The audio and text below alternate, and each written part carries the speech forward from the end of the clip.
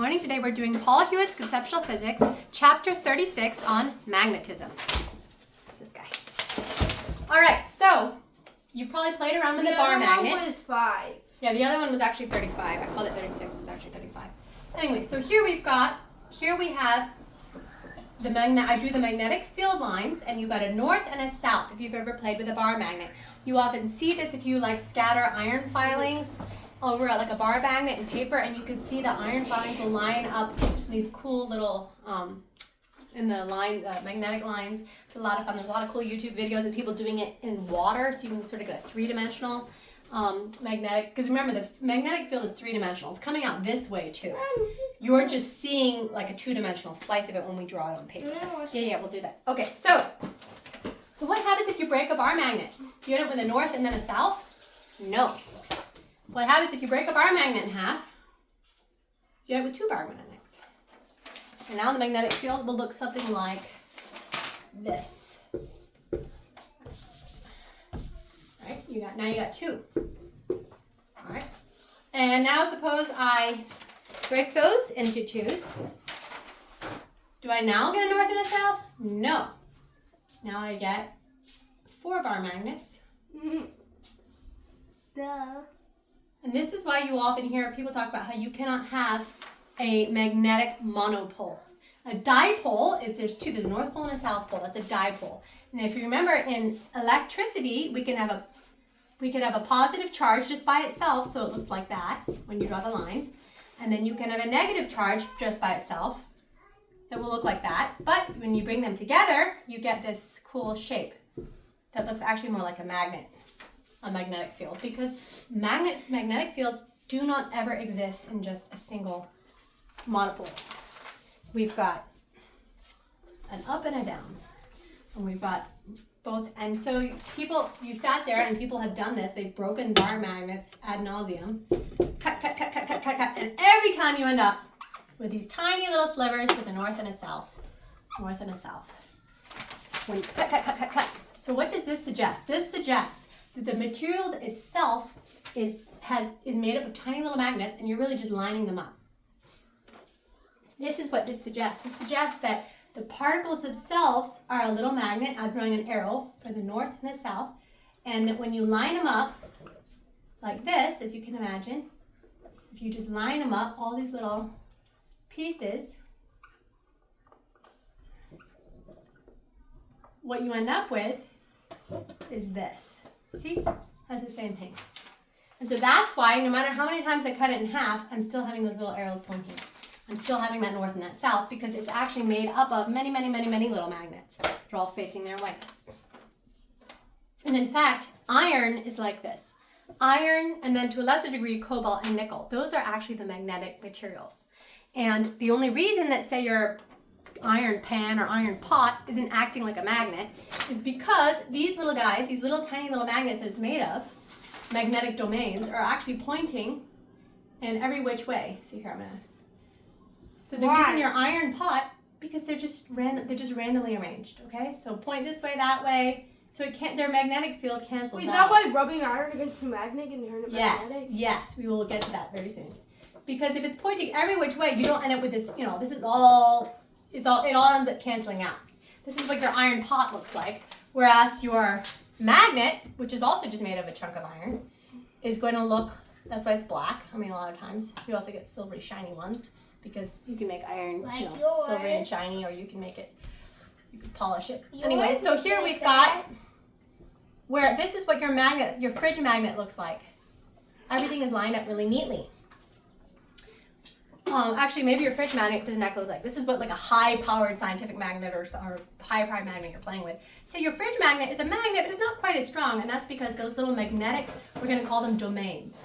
These little magnets that it's made out of they're generally lined up. So your fridge magnet might look more like this. Like a few of them are randomly pointing, but they're generally pointing in the right direction.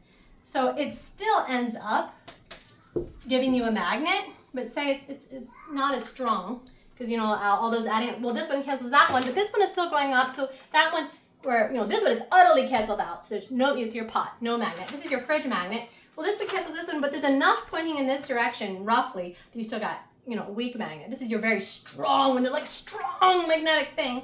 This one, the strong magnetic thing, is because it's all neatly lined up. They're all focused. They're all marching in the same direction, so to speak. Your magnetic domains are all lined up, and that's the difference between a weak magnet and a strong magnet. This is why this is why, yes, those are strong. We're gonna get to that. So that's why if you take a strong magnet and you bang it around or really rough with it, you could actually bump these domains and make it more like a weak magnet. You could kind of bump it, or if you heat up a really strong magnet, not inside a magnetic field, so just heat it up somewhere random, and you heat it up and you stir it around, those little guys, you could actually demagnetize a magnet.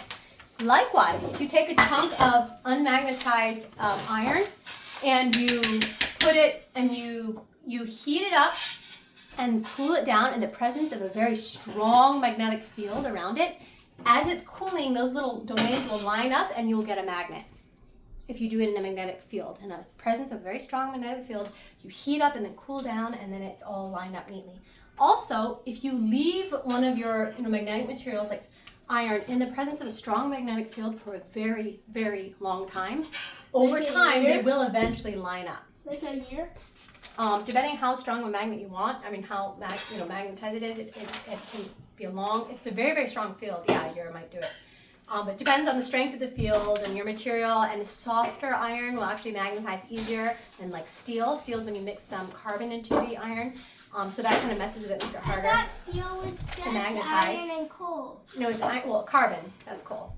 All right, now, that's the only reason that things made out of iron, and then to a lesser degree cobalt and nickel, are not all acting like magnets, is because they've got more of this random domain lineup. Okay. So we've drawn our magnetic fields. We've talked about, remember when you have your iron bar and your when you have your magnetic bar and your bar magnet and your iron filings, you're just seeing a slice of that magnetic field. It actually looks, if I could draw it 3 dimensions, so hard it actually it's coming toward you here and there, and I'm trying to draw 3D here, but you got the idea. It's coming out here, it's going back there, it's going around. It's more of this 3-dimensional thing. This is actually, talking about the Earth. The Earth has a magnetosphere, and it looks like this. This is the Earth, and our magnetosphere, and it looks like a giant bar magnet, and it's very, very cool. And you've got the magnetic North Pole and the magnetic South Pole, which aren't exactly in the geographical North and South Poles. The magnetic North Pole is actually in Canada, in the Hudson Bay. Mommy. And the magnetic, and the magnetic South Pole is actually just south of Australia. And you've got these, and there's so many just beautiful artist rendition of the magnetosphere. The magnetosphere is what keeps the cosmic rays from stripping off the atmosphere from the Earth. It's one of the reasons Mars doesn't have an atmosphere, because Mars doesn't have a magnetosphere. It's one of the reasons Venus has an atmosphere, is Venus has a magnetosphere, like we do. And that's what keeps the cosmic rays, like solar wind. So the solar wind is actually little charged particles shooting out of the sun. Atmosphere? Or very, very thin atmosphere. Very, very thin atmosphere. Because a lot of the atmosphere has been stripped away by the fast-moving particles coming out of the sun. We call that solar wind. There's these charged particles coming out of the sun, and they can strip away your atmosphere. But our magnetosphere actually deflects the solar wind, those cosmic rays, which is really great. All right, they're particles. Okay, so, but we will talk more about the magnetosphere in a bit. So remember. Mama, you dropped a lot of iron filings all over the table. Oh, thank you for picking them up. Okay, so now we're going to talk a little bit about moving charges. Now, a moving charge produces a magnetic field. Mommy, our iron in filings fact, sometimes all magnetic fields are produced by moving charges. Mommy, our iron... And you might say, hey, hold on, I'm going to hold this magnet. And you might say, wait, how is this a magnet? It doesn't look like it's moving. Where's the moving charge in it? The answer is electrons. All magnets are actually moving charges. Mommy, are there iron filings in dirt and sand? Yeah, there can be. You could because go... Mama, I dropped my magnet balls in dirt and there was a bunch of weird black stuff stuck to them. Yeah, those are probably the iron and sand. All right, now all magnets are actually moving charges. Moving charges, wait, sweetheart, produce a magnetic field.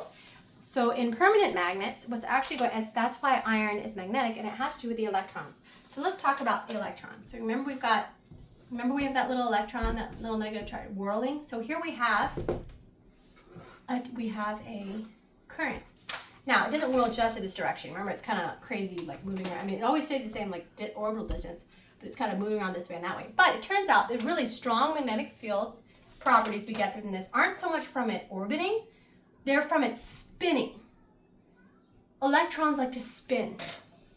And so you've got this, so looking at that little electron is actually spinning about a little axis, like it's spinning in it while it's orbiting. And that spin produces a magnetic field, okay? This little spinning charge produces a magnetic field. Now, what happens, every single spinning electron is a magnet. So you say, well, Wait, all so the atoms. magnetic field is more like this? Here we've got a beautiful little demonstration of a magnetic field.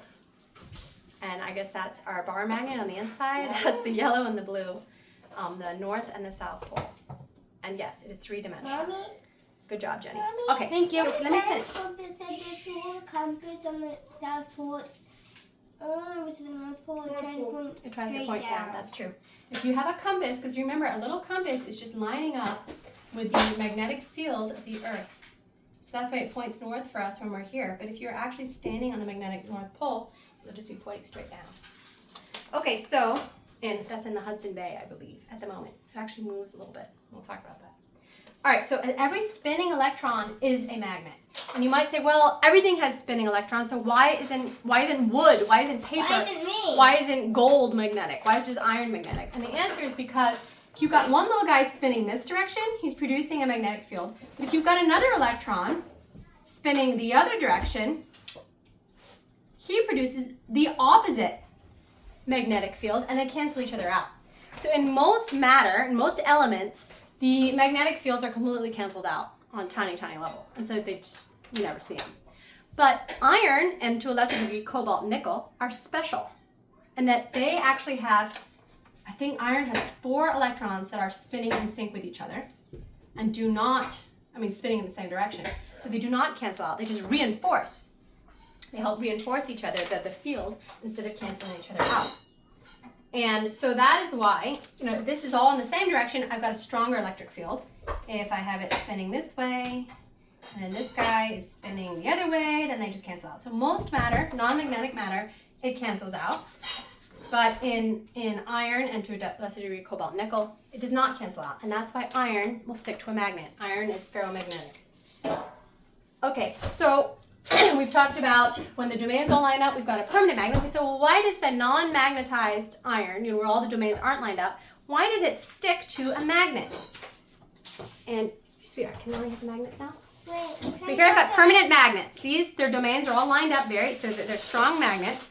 This guy is not a magnet. Here, I'll prove it to you. These are metal. These are made out of iron, some alloy, steel or iron. They will not stick to each other. Do you see that? There's no, I could try to pick it up. It's not going to pick up.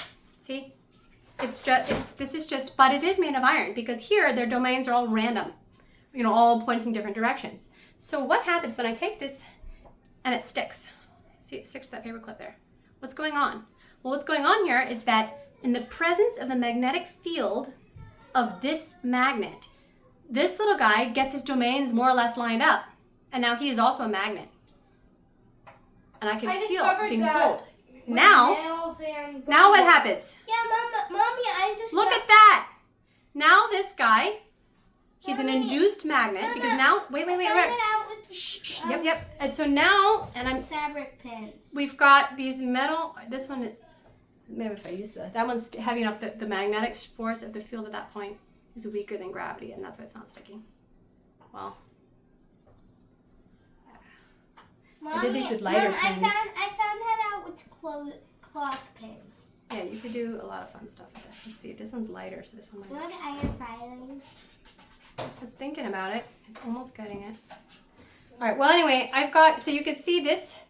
This guy is sticking to this guy, and I got it 3 tall when I was in the other room, so I don't know what I'm doing wrong here. Now, remember, it's actually the magnetic field from this bar magnet that's making this guy act like a magnet. It's temporarily lining up its domains. When I take this guy away from the magnet, the random thermal motion makes its domains aren't lined up anymore. If I want to make this a permanent magnet, I've got to like stick this to my magnet, leave that there for a long time, or heat this up and then stick it to my magnet and let it cool down, and then this will be a permanent magnet. But right now, it's just it's this field is strong enough to turn these into little magnets, especially this middle guy here. But if I pull it away from this field, then it loses its magnetic power, and that because all its domains just go back random with thermal motion. So here, this is actually really cool. Is it focusing, Jenny? So if you look here, I'm going to take this off, but look, it's still sticking. You see? You might say, why is it still sticking? This paperclip is still acting like a magnet. The reason is because it's still in the magnetic field. It's close enough, deep enough into the magnetic field of my magnet that it's still sticking. Now look what happens. As I move my magnetic field away, the thermal motion is going to just turn those domains are just going to go random again. It's not going to be a magnet anymore. So look, I'm going to pull this away. Oh, wow. Okay, you know what? It magnetized. That's pretty. So this guy actually, magnetized long enough on the magnet that he's now a permanent magnet. All right, well, when I did this experiment before, as I pulled my magnet away, yeah, it's got its domains lined up. So if I put metal on it, it will stick? I mean, it's weak. It's probably a weak permanent magnet. All right, so before when I did this experiment, as I pulled that away, they just fell down. Let's see. I mean, I can feel that it's just not enough to pull. At that point, the gravity, it's weaker down there. Because this guy got induced into becoming a magnet. That is pretty cool. Oh. I'm going to beat it up, mess up those domains. It's not a permanent magnet anymore. See? Hey. I beat it up, I messed up those domains. It's not a permanent magnet anymore. Now let's see. I need 3 hands to do this. All right, so now I've got stuck it on. Oh, now it's a magnet again. Okay, now, the last time I did this. Okay, so that time it actually worked. This time, he's not as turned into a permanent magnet.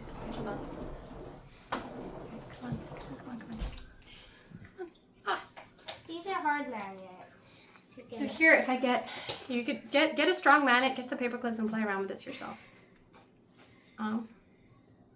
Okay, so here, and then I'm going to remove the field, or remove the magnet, so it's not touching, but the field's still there. No, now it's permanently magnetized again. Weird. Anyway, it's really cool. Actually, the cans in your pantry, eventually, if they sit there for like 2 years, in the Earth, and we're all in the Earth's magnetic field, the cans in your pantry will actually start to magnetize. Very weakly, not enough to like suck stuff together, but very weakly. So you could take a compass, and you can watch that compass point and line up with the magnetic field from those cans that have sat in your pantry long enough because they've been sitting in the Earth's magnetic field. And that's pretty cool. Okay. Sorry, next thing, so we did domains. Now that is why iron will stick to a magnet, but wood won't. Is that wood doesn't have those domains to line up. There are no domains to line up in wood because remember the electrons are spinning up and down and whatnot.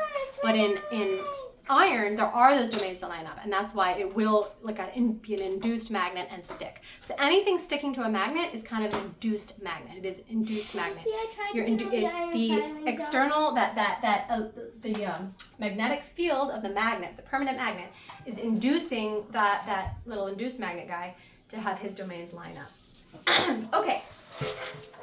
Now, if you want to make a permanent magnet, like I said before, you heat up and cool down your iron in a presence of a strong magnetic field, or you rub it. Rubbing it helps jostle against a magnet. That helps jostle the domains into place.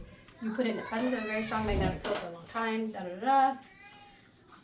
Okay, so remember, a compass is just a little magnetized strip of metal, like, usually hovering on something. Sometimes it's oil or water, sometimes it's a little pin. Not much friction, and so it will line up. So you bring your little compass here, and it will line up with the Earth's magnetic field. That's how a compass works. You've got your little compass, and it will line up. So look at all this stuff that is sticking. It will line up. I just ran it through a dust pile and look. Wow. So we have a lot of iron in our dirt out here in the desert. So you can see this. The iron in this dirt is sticking. No, don't mix dirt in my iron filings that I bought. But you can see the dirt is sticking to it because it's got a lot of iron in it. Okay, now. Remember, a compass. Shh, wait. Okay, maybe at the very end I'll do that, okay? All right, so Remember, a compass is it's just a little magnetized strip lining up with the field of the Earth. That's why if you bring a strong magnet next to your compass, you can make your compass go crazy and turn around, is because your compass is now feeling, even though the Earth's magnetic field hasn't gone anywhere, the compass is now feeling the stronger local magnetic force. Yes, a stronger magnetic force of the magnet. Okay. Now we're going, remember what we said, all current produces a magnetic field? We're going to talk more about that.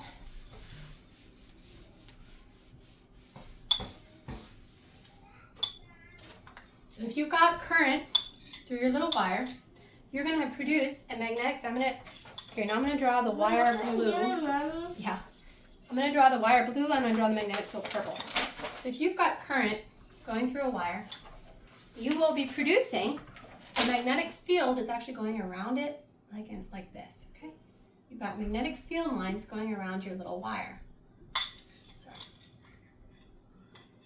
The same. There we go. Now, if I have current in another wire going the opposite direction, so I've got current in another wire, separate wire, going this direction. Now, instead of my magnetic field curling this way, it's actually curling this way. So it's the opposite direction, okay? So with the current going this way, I've got my magnetic field going this way, and then going this way, and it's going this way. So now, what happens if I stick the two wires right next to each other? So I stack these wires right next to each other, and Can you put it as you can imagine, bag to put the dirt can you not in block front the of cord, it? sweetheart?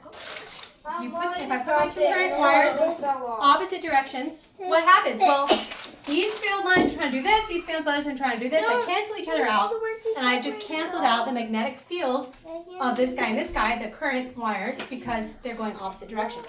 But what happens if I have two wires going the same direction? So I stack two. Well, in this case, see, don't fight over the iron filings. Yeah. So now I've got an even stronger, now they reinforce each other. So now I've got an even stronger magnetic field. Well, what happens if I add a third one, and a fourth one, and a fifth one? And now I've got much stronger magnetic field because it's all reinforcing, right? So the more wires I have going there, the more it's carrying. The current is carrying. Now, what happens if I bend that little wire into a loop? So first we're just going to look at one, and then we're going to look at it with the many. So what happens if I take that wire, that current carrying wire, remember it's got the magnetic field going around it, and now I bend it into a loop. So here I've got my current. Let's say, okay, I've got a little loop of wire. And here, when I have my magnetic field going, here now I've got, if I drew it, it almost looks like this. All right, so it's got, if you can imagine 3D, it's got these loops. It has like a donut shape of a magnetic field going around this loop. And just like when I stacked the many wires and got stronger and stronger field. There's no silver flakes falling off of the That's door. okay, I think that was the paint. That was the paint.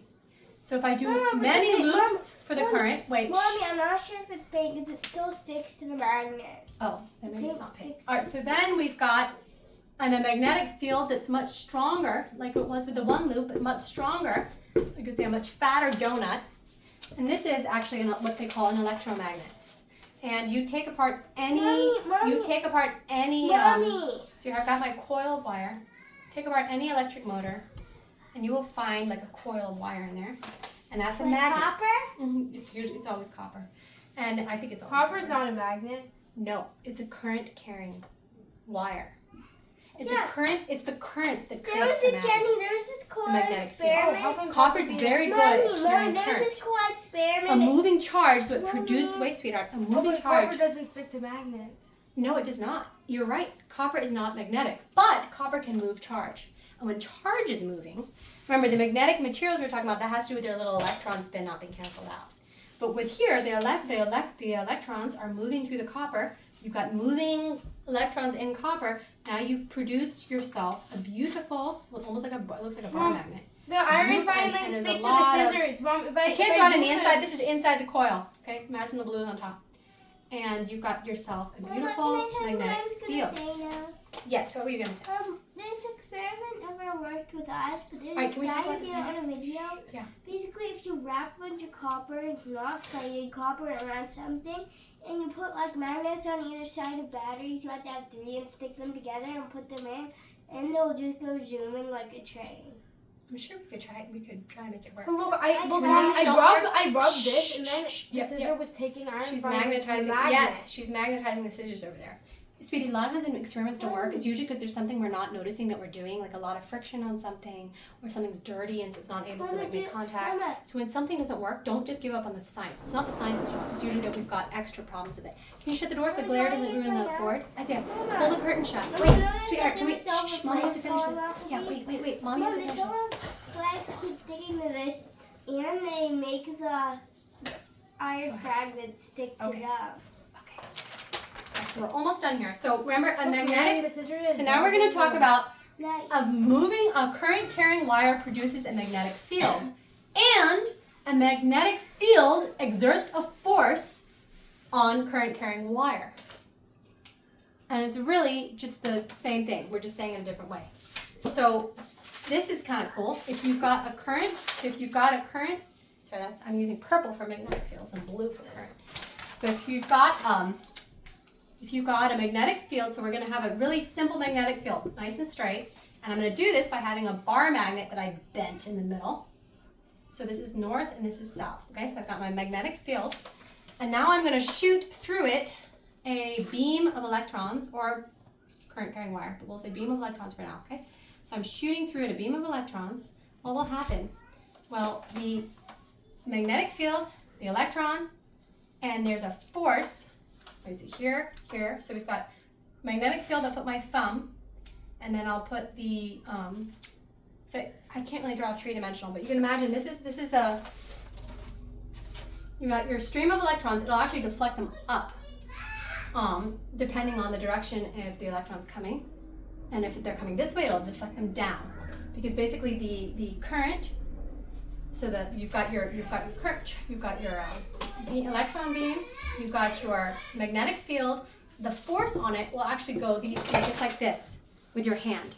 If one of these is the magnetic field, and so if your thumb is the magnetic field, and this is the current, so if it's working perpendicular to the magnetic field, then the force that the magnetic field exerts on those current is your middle finger, and it does this. And you might be like, this is really weird.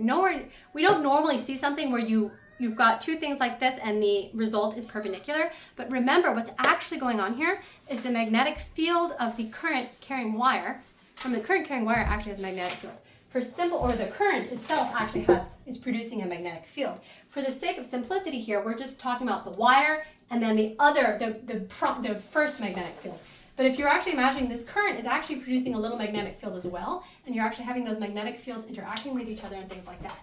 But we don't draw that because that kind of makes it too complicated for ourselves. So we just do this fun little thing. And we remember if it's coming perpendicular to the magnetic field, if the stream of electrons is coming perpendicular to the magnetic field, and then the force that's exerted on it is going to be up or down, or opposite direction. Here, he did a much better job of drawing this, and so I'm just going to show you the picture. I'm not very good at drawing in 3 dimensions. So here, on page 570 of your book, you'll see he's got this little bar magnet, the electron beam is coming and is deflected up. And this is how actually those old CRT monitors worked, when they deflected the electrons, and that's how they got like the screen and whatnot, and that was kind of cool. But it's also why you got a headache from sitting too close to the CRT monitors or to a TV, because there was those electrons and radiation and whatnot.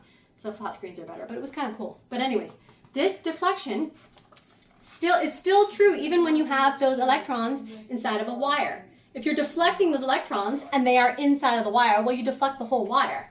And so here he has the current going this direction, and the force on it, remember, so you've got the magnetic field going from the north and the south, so across that way. You've got the current going this way, and then the force, so the north, here. Current going this way, so the force is going to be straight up, and it pushes it up. Now he switches the direction of the current. Now the current is going the other way. So you've got your magnetic field, and now the force is pointing straight down. Remember, the force is your middle finger here. And so now it's pointing straight down. So just by changing the direction of the current, he can make that wire flop up and down. And this was huge, huge, huge. This is what actually, using this principle is actually how people make electric motors. Like anything with a motor in it, you will find that coil of wire is actually works at, and it has actually with the forces that the magnetic field is exerting on the wires. This is actually how those spin motors, electric spin motors work. And he goes more into detail on that in the book. Much better illustrated than I can do on the whiteboard. But it's really, really cool that you see, here he has, here's how the spin motor works, and it's going over these bushings. And so you've got this current going through it, and then you've got this magnet, and you've got a rotating loop, and it's cool stuff. But basically all of this is accomplished because there's that force, that perpendicular force, when the current carrying wire is going perpendicular to the magnetic field. And people using this principle, there's so much work that people used to do by muscles that now we just use this principle of the force that a magnetic field has on a current carrying wire. Speaker, like sound systems, sound speakers, it's actually messing with the current going through these wire and getting it to wiggle back and forth and shake that like cone, the sound cone that actually produces the sound in your speakers. And so by flipping that current back and forth and vibrating it at just the right frequencies, that's how you get all our sound systems work. All the motors, like I was saying, electric spin motors, they all work on, getting this thing to spin by, doing various things with flipping the magnetic field or the current electromagnetic stuff that they're doing with these coils. That's how they get all that spin motor to work. So like when you run your blender, think about all those hours you would have had to stand there chopping with a knife to get your vegetables that pureed. And you just turn on your blender and you got that little electric spin motor doing it. So understanding like something kind of weird, like, that magnetic fields can move current carrying wires, you do so much with that. People have done so much with that. Okay, so one thing to notice, we've talked a lot about how the current has to be perpendicular to the magnetic field to feel the force, right? What happens if the current is parallel with the magnetic field? Well, nothing actually, because it's actually cross products, which you'll learn more about in math, but nothing happens. And so the current just moves, it's not being deflected or anything if it's parallel. So I was looking at this and I said to myself, that doesn't make any sense because then the magnetosphere wouldn't protect the poles. I said to myself, right, I like doing this with right, this is the Earth, so let's make the Earth black. So I thought to myself, this can't be true. I'm going to make the Earth black, and I'm going to draw the magnetosphere. It's like blue purple. / green / brown. Okay, so here I'm going to draw our beautiful magnetosphere. Okay, and I said, okay, so you've got the charged particles coming in, cosmic rays from the sun, and see here, it's trying to move, and look, it's perpendicular to the magnetic field, and so it gets deflected sideways, right? It's parallel, so here these guys all get deflected away, right? They said, what about here? Hey, then any cosmic rays that were like bumping around or whatever, solar wind particles coming this direction, then it would just funnel right down. So it's like, that can't be true. And I was like, wait a minute, that is true. That is the aurora. That's why you don't see the aurora on the equator. You only see the aurora like in Canada and Australia. The aurora borealis in Canada and the aurora australis, I think they call it, in Australia. Because the cosmic rays, these solar wind is actually coming way closer to the Earth because it can. See here, when it's moving perpendicular to the field, it can, and if you look, the more perpendicular it's close to the equator, those cosmic rays don't get very far. But the more you get closer to the poles, the more, like if he happens to be going this way, he can funnel down and interact with the atmosphere. And that is why they're called the northern lights and the southern lights, because they're actually those moving particles taking advantage of the fact that they're moving almost parallel with the field. And that's why they get a lot closer to the Earth at the poles, the northern lights and the southern lights. All right, you can cut the lecture, sweetie. Okay. I saw them once. It was extremely cool. I saw them once. It looked like green fire. We went up to South Dakota, and even in South Dakota, they said they usually it has to be a pretty big event. So the sun will like belch out these cosmic particles, like, if it has some, like, there's almost like solar storms, I don't know how to describe it, and it will belch out these particles. So there are times with much higher levels of cosmic radiation than others. So it was a time of very high cosmic radiation. So even though I was in South Dakota, I guess I was close enough to that funnel that when you pour enough in, some bleeds out or whatever. And so they said they only see the northern lights in that area that I was in. They said they only see it like 4 times a year. So it's not like living in Canada, you see it a lot more. When you're at the Hudson Bay, you would see it a lot. But I saw it, we were lucky. We got to go middle of the night, middle of a farmer's field. You could see the Milky Way. Oh, it was beautiful. Because we were out in South Dakota. And the problem is a lot of times we don't see stars and stuff as well because of the glare from our cities and our light. See the stars. Right, if you go out in the desert. But even even out here in Phoenix, you have to get pretty far out because Phoenix is such a big city. And you have to get away from we call it light pollution. We see it. It's really light glow where you can't see the stars as well. But we were out in like middle of nowhere in South Dakota and went way out to like middle of a farmer's field, like nowhere. And you looked up and you could see the Milky Way. And that was what I was looking at, was the disk of our galaxy. The all haze of those millions and millions and millions of billions of stars. And you could see the Milky Way rising up, and then we saw the northern lights, and it was like green fire shooting up. It was amazing. It was a really very fun experience. All right, you can cut the video. Bye.